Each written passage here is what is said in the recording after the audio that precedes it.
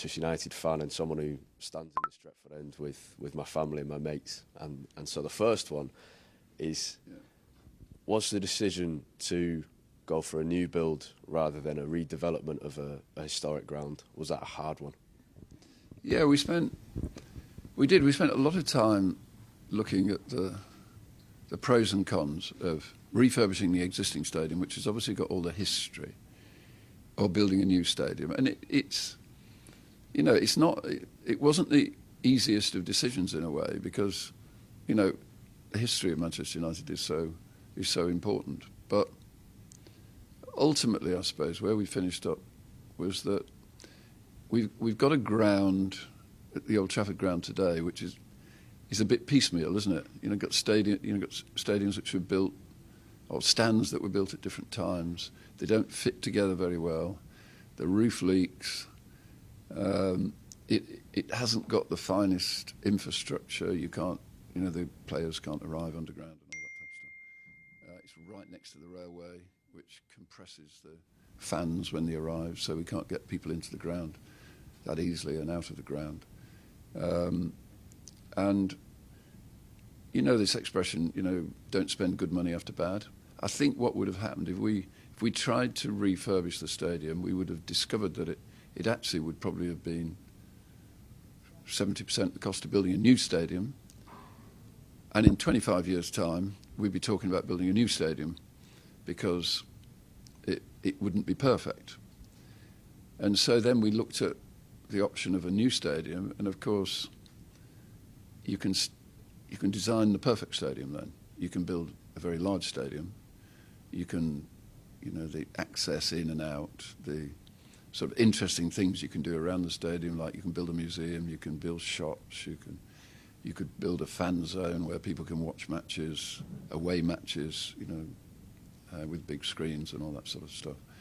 And ultimately it came down to, what's the wisest way of spending Manchester United's money, because at the end of the day it's Manchester United's money that effectively will be behind it. And we talked to lots of fans as well about, they've obviously got a great sort of attraction and sympathy with that old ground, but ultimately I think what we were hearing was that if this really was a fabulous, iconic new stadium, then they would accept that that was a good decision. So we did try and think about it from the fans' point of view. And that was the conclusion we came up with, that it would be a good way to invest money. And, we're not leaving behind the tradition and history of Manchester United. It's the same team that's going to be playing. And it's still got the same soul of Manchester United. And what was the brief given? The brief to Norman Foster here was to build the world's most iconic football stadium. It had to be a stadium which was recognisable around the world. There are many. I mean, if you think today, the world's built a lot of new stadiums, hasn't it? You've China for the Olympic Games, and the Middle East, and America. They've all built new stadiums, and they're all fancy and quite impressive in their own right. But they all sort of merge a bit into. You can't remember one from the other. They all look fancy. They're all circular or oval or whatever. But we said to Norman that we would like a stadium where, when anybody in the world sees that stadium, they'll know it's Manchester United. So the second part of the request was that it had to have a really intense atmosphere, and that the people in the stadium would be as close to the pitch as we possibly could achieve. So that means you've got relatively steep sides rather than flat sides. And we wanted an intense atmosphere, because at the end of the day, I think that's worth points in the league, because the more intimidating it is from the point of view of just seeing this mass of people, and the sound, because it's designed acoustically to reverberate, the better that is for the club, because at the end of the day, this is the club's ground, so we want to be winning matches at home, and we want it to be a sort of fearsome atmosphere when the competing teams come in, So it really was about the best stadium in the world, the best stadium in Europe, better than the Bernabeu and the Nou Camp, which are both new and both really impressive, biggest in the world, intimidating, and everybody in the world would recognise it. In terms of atmosphere, the sceptics towards a new build stadium will say that other clubs have moved into grounds and seen some of that rawness and some of that soul dissipate a little. So how has this project made sure that atmosphere is right at the heart of it? Because that's the sort of, in a sense, the number one objective in designing this ground. Is, I've had a long conversation here with people about, it's all about the atmosphere that we can generate in this stadium, the noise, the intimidation, that rawness that you get in a great stadium, and absolutely no reason in my view why we can't achieve that. We don't. If you look at West Ham, they play in a stadium where you've got a rain trap around the edge of the pitch. So they're 20 metres from the edge of the pitch. We want the fans to be 5 metres from the edge of the pitch, and then we want relatively, within obviously the legal constraints of design, but we want a stadium that's relatively vertical and people are close in on the pitch. And I think we will replicate the atmosphere that we got at Old Trafford today. We will, I'm sure. One of the concerns for fans will be ticket prices going into a new ground.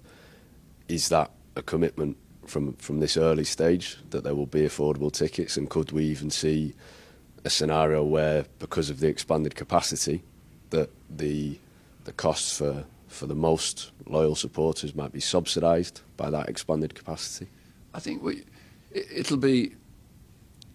it's critical. I mean, this stadium is for Manchester United supporters, and the majority of people who go to the ground are the people who live in Manchester and that community around. So the tickets have to be affordable and they have to be a fair price. So I fully support and understand. And remember, I was brought up on a council estate in Manchester, so it's not something that I'm incapable of understanding. I mean, that's where I started life, the first 10 years of my life anyway. And but there will also be seats that there'll be corporate entertainment. There'll be seats where people come from Hong Kong or people come up from London. They'll have to pay a bit more money for those. But we're going to look after the people in Manchester. For those fans as well who have been going to Old Trafford for many years and that tradition of going to the game and standing on the Stretford end has been passed down the generations. Yeah. They will be sad to leave Old Trafford, regardless of how exciting any designs will be. So why, in your opinion, is such a big move worth it? Because I think I sort of get that, and I understand that sort of attachment to the past, but really at the end of the day, I think for the fans, the single most important thing is that we win silverware. I mean, what raises your spirits at the weekend is when we win football matches. If we lose a football match at the end, it sort of dampens your spirits, doesn't it? What we want to be doing, we want to see the best footballers in the world winning football matches, playing for Manchester United. And I think that's what we'll achieve with the new stadium. And I think that's more difficult in the old stadium if we spend an awful lot of money refurbishing an old stadium.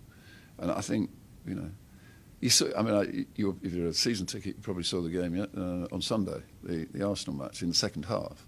I mean, that raised the spirits. I mean, that was a real fighting spirit, I thought, in the second half, and the crowd really got behind the team, and it really raised the spirits. We all, and those sort of experiences, you don't get those in normal. It's sport that does that to you, and it's about winning. I mean, my only interest in Manchester United is that we get it back